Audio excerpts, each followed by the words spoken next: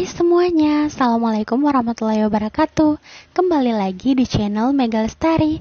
Hari ini aku akan menceritakan kisah teladan Islami, yaitu kisah tentang 4 malaikat ketika sakit.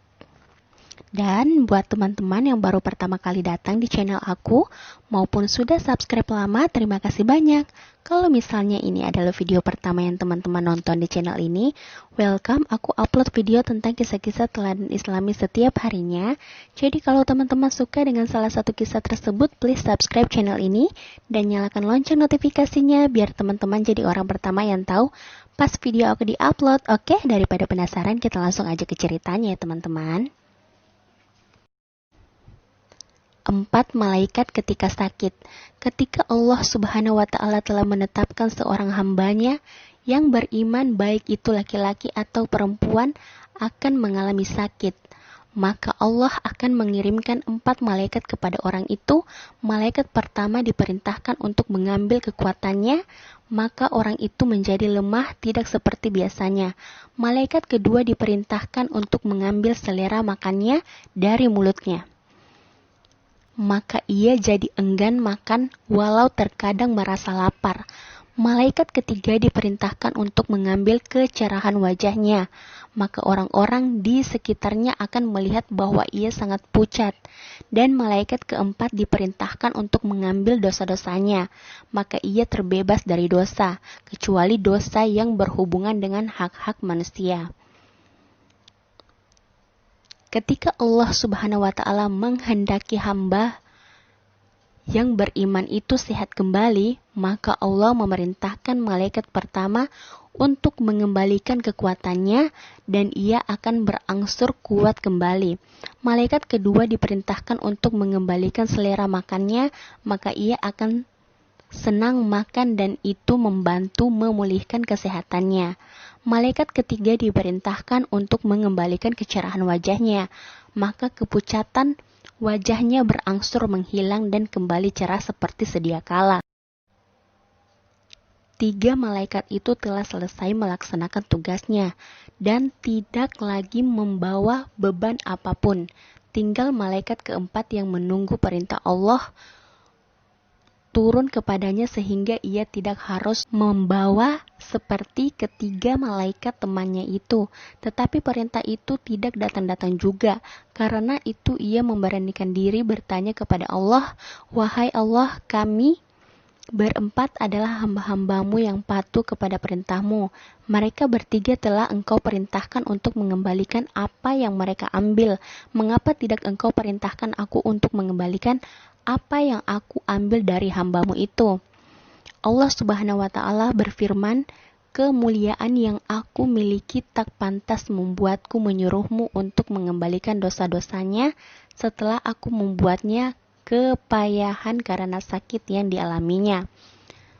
Malaikat keempat berkata, "Lalu apa yang harus aku lakukan dengan dosa-dosa ini ya Allah?" Allah berfirman, "Pergilah engkau ke laut dan buanglah dosa-dosanya di sana."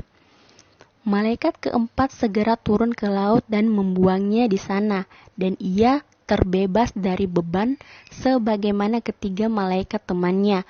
Kalau dalam sakitnya itu sang hamba mukmin meninggal, maka ia akan pergi menuju akhirat dalam keadaan suci, tanpa membawa dosa-dosanya.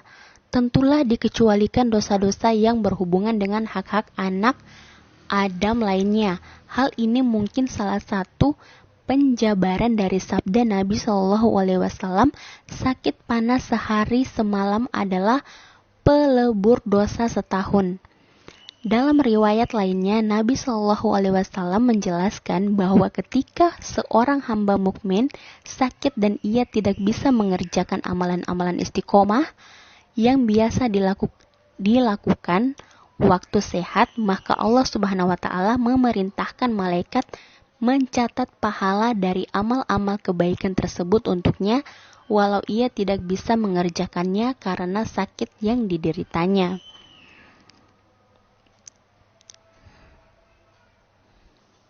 Tentulah semua itu bisa terjadi jika sang hamba mukmin tersebut sabar dan ridho dengan kehendak Allah kepadanya.